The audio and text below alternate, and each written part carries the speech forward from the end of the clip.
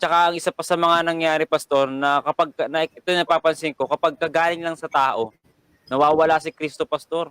Nababanggit lang sa Yes. sentence as a person at as a subject. Pero hindi kumbaga pastor hindi siya yung napagtutuunan ng pansin, no?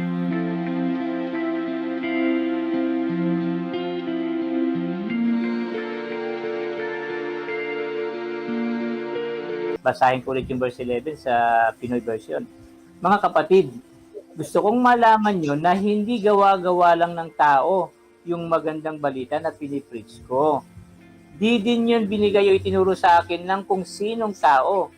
Si Jesus Christ mismo ang nagbigay ng gospel nung nireveal niya sa akin yon. Okay, so kinukwento pa dito ni Pablo kung paano nung mabinyagan siya, hindi siya nagpunta sa mga alagad para magpaturo. Nagpunta siya doon sa ilang, doon sa disyerto, mag-isa siya, at kumbaga tumanggap siya ng revelation galing kay Christ, from the Holy Spirit. Kaya hindi talaga galing sa tao yung gospel na hawak-hawak ni Pablo. At yun po yung pangalawang karakteristik ng another gospel, ng false gospel. Turo po ng tao yun. Ano? Gawa. Kaya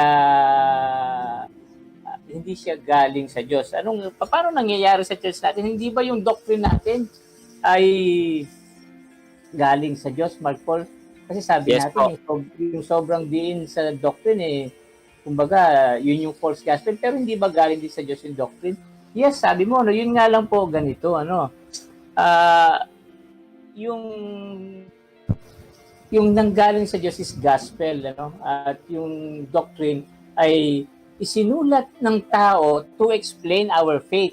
Kapag ang ipinapaliwanag mo lang ay yung doctrine, yung church, ay hindi pa rin iyon yung true gospel.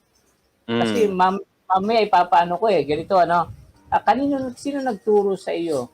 Ikaw, Mark Paul, tanungin kita, may kwento ka dito dati, na kumbaga nagkaroon ako ng role sa pagtuturo sa iyo ng righteousness by faith.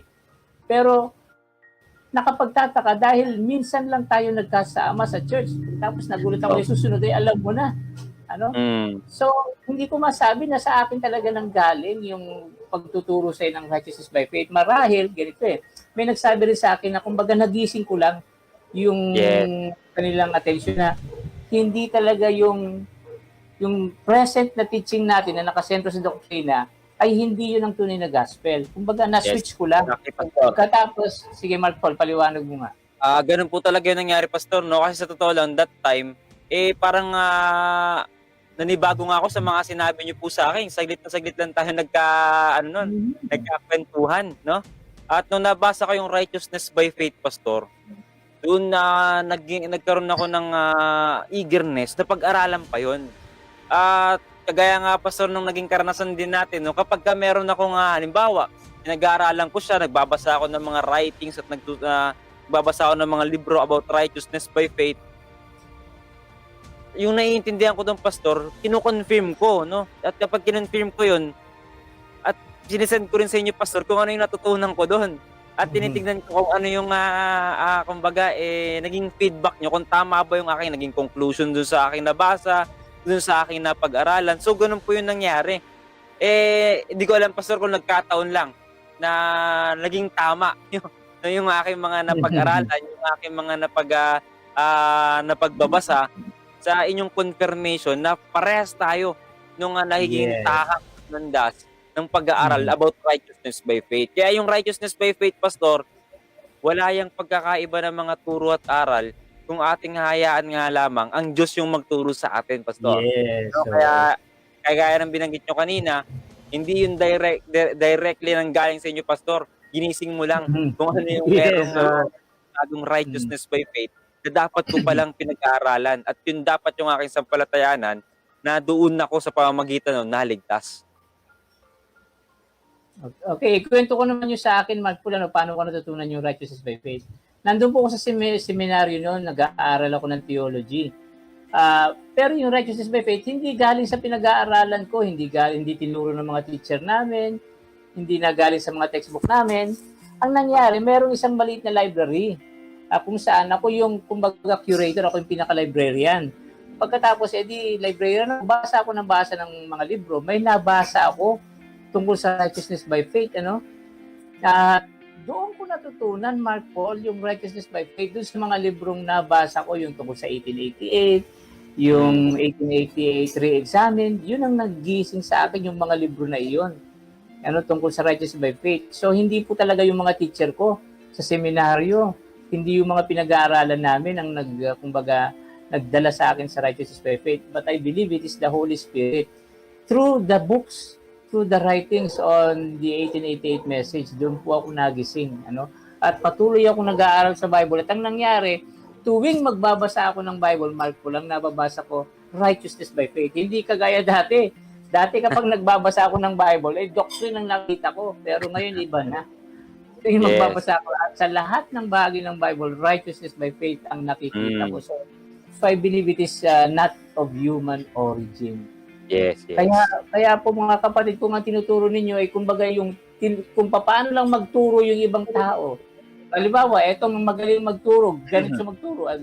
Target mo, maging ganun ka rin magturo. Galing lang sa tao yan. Ano? Hindi po talaga galing sa Diyos.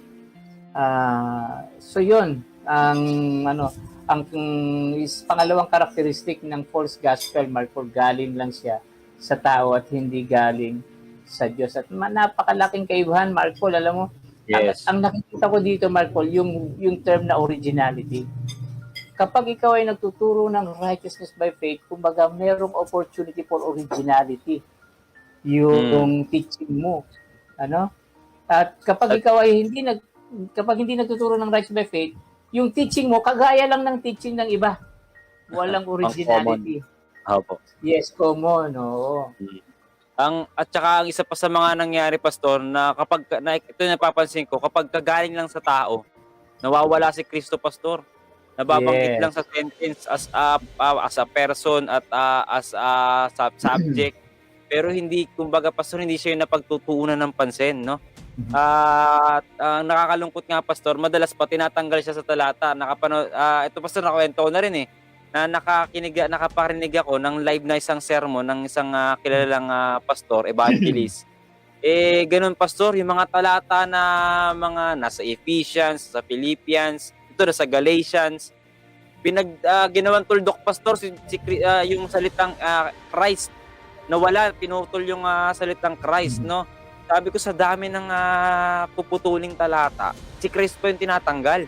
So, ganun po yung isa sa mga nakita kong karakteristik, Pastor, no? Kapag ito yung galing sa tao, si Kristo nawawala. No? Si Kristo, hindi siya yung pinakabuod, hindi siya yung gitna at umpisa ng mga sermons.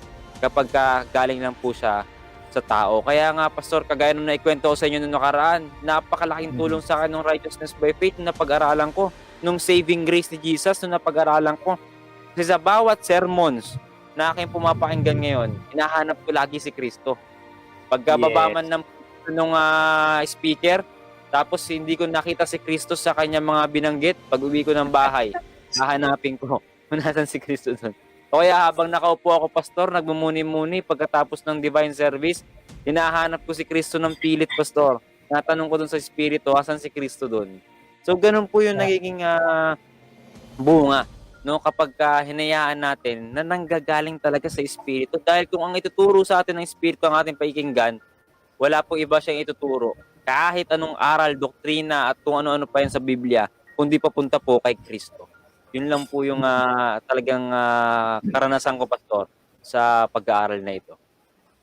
At nabanggit mo nga, Mark Paul, yung isang nakakalungkot na katotohanan na nangyayari sa church natin, ano? Na napakaraming sermon na ginagawa na walang Kristo. Ano? Ako rin, kagaya mo rin ako, na nagbabantay ako sa mga nagsisermon at kumbaga hinihintay ko na makita kung sino yung Kristo na itinuturo niya. At madalas, Mark Paul, gusto kong maiyak dahil sa napakaraming nagsisermon wala akong makita na Kristo na itinuturo nila.